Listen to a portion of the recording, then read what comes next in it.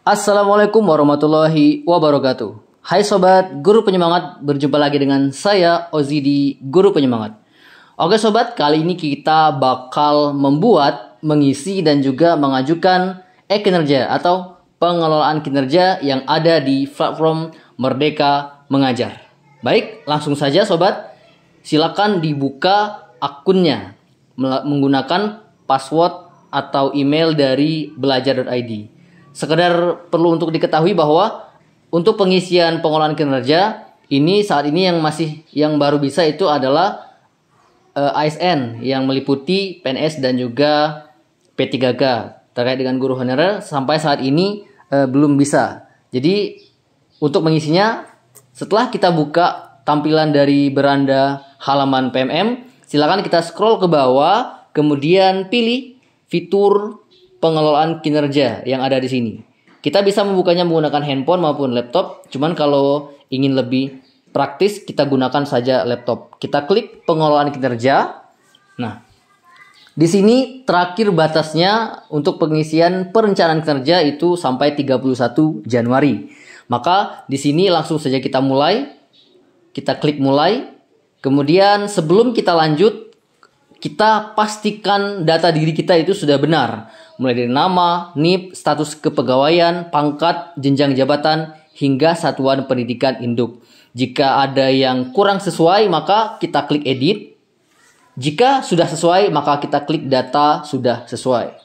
Oke, kemudian kita cek kembali datanya dan jika udah pas, kita klik data sudah benar. Baik sobat, kita lanjut ke pengisian perencanaan kinerja.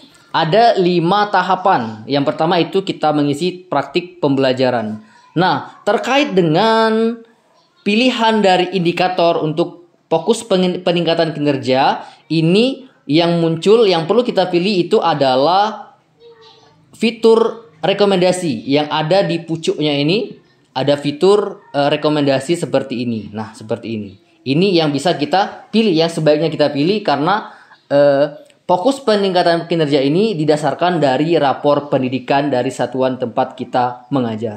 Nah, misalkan di sini saya memilih tentang aktivitas interaktif. Kita klik, oke. Setelah klik kita pilih ke pengembangan kompetensi.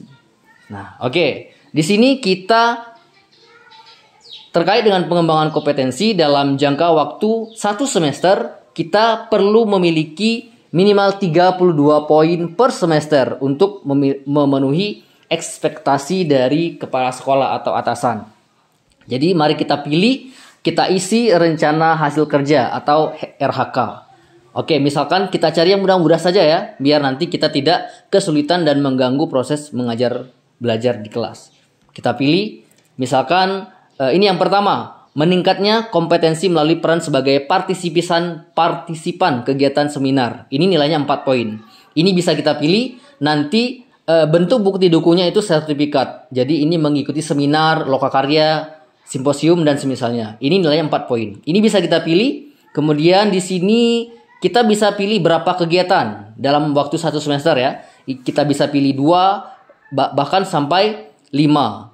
Cuman biar bervariasi, kita bisa misalkan pilih 2 atau 3. Misalkan di sini saya pilih 2 kegiatan dan poinnya udah langsung jadi 8. Oke, jika sudah cukup yang ini, jika ingin 2 saja, kemudian kita lanjut kita tambah lagi RHK berikutnya.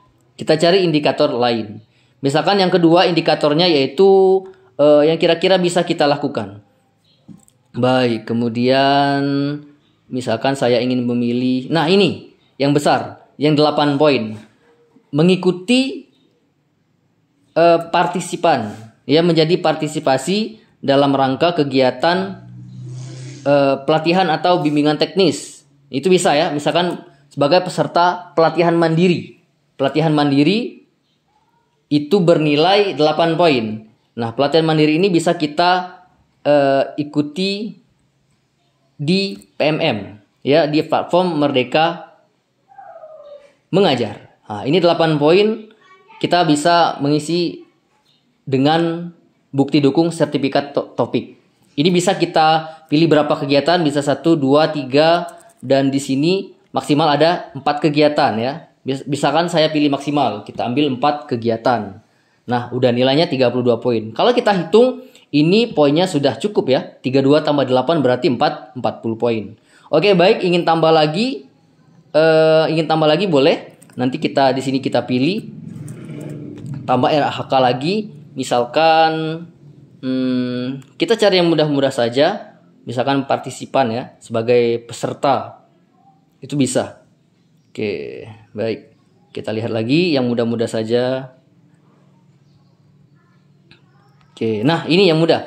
Meningkatnya kompetensi melalui peran sebagai peserta berbagi praktik baik yang diselenggarakan oleh komunitas belajar. Nah, misalkan di sekolah sobat itu sudah ada kombel atau komunitas belajar. Jadi di sini kita hadir saja sebagai peserta itu sudah bernilai 4 poin. Misalkan dalam satu semester itu ya mungkin bisa kita gelar 1 atau 2 kegiatan, itu bisa rasanya. Tidak terlalu sulit rasanya. Dengan bukti dukung sertifikat. Nanti sertifikat bisa dibuat oleh pengurus dari kombel tersebut. Oke sobat, rasanya ini saja cukup mungkin ya.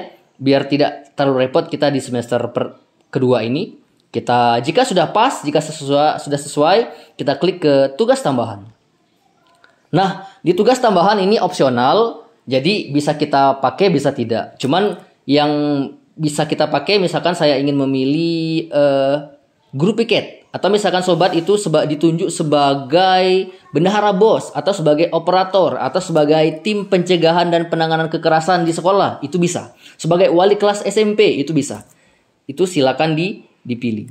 Ini misalkan di sini ada sebagai bendahara BOS, itu silakan kita klik bendahara BOS. Oke, nah ini misal ya sobat, bukti dukungnya itu laporan disertai dengan surat tugas. Oke, baik. Jika sudah pas, kita lanjut ke perilaku kerja. Cuman jika misalkan ingin ditambah, boleh. Misalkan ditambah lagi misalkan kalau di sekolah yang pasti ada itu. Kebetulan saya mengajar di SD. Nah, guru piket sobat. Nah, ini guru piket ini bisa ya. Ini guru piket bisa kita masukkan. Oke, jika sudah sesuai kita berangkat ke perilaku kerja. Nah, untuk perilaku kerja yang pertama kita silakan isi aspek misalkan tentang orientasi pelayanan, misalkan pelayanan tentang memahami kebutuhan peserta didik, bisa dipilih. Ini sobat isi-isi saja karena dia terkait dengan nanti PKG kita. Ini misalkan memenuhi atau melayani peserta didik atau mengidentifikasi peserta didik, itu bisa. Silakan dipilih atau menyelesaikan keluhan peserta didik. Oke, lanjut. Kemudian di sini akuntabel. Ini memanfaatkan sumber daya satuan, misalkan belajar di perpus, belajar di taman, atau menggunakan fasilitas sekolah, itu boleh. Kemudian bagaimana menerapkan perilaku tersebut, misalkan memakan fasilitas pembelajaran sesuai dengan peruntukannya, itu boleh. Kemudian lanjut ke bidang kompeten, apa yang ingin dikuasai, misalkan membantu peserta didik, rekan sejawat, dan orang lain, bisa. Kemudian perilakunya, memberi kesempatan orang lain untuk menyampaikan pendapat, bisa. Lanjut ke aspek nomor 4. Kita sobat silakan disesuaikan saja perilaku yang ingin dilakukan ya. Misalkan ini, menghargai setiap warga satuan pendidikan. Kemudian kita pilih apa yang sesuai dengan menghargai tadi, berlaku adil misalkan. Kemudian aspek kelima, loyalitas kita sebagai seorang pendidik misalkan. Misalkan menjaga nama baik satuan pendidikan. Bagaimana cara menerapkannya? Itu berperilaku yang menjaga nama baik misalkan. Kemudian aspek yang terakhir itu adaptif, menyesuaikan diri.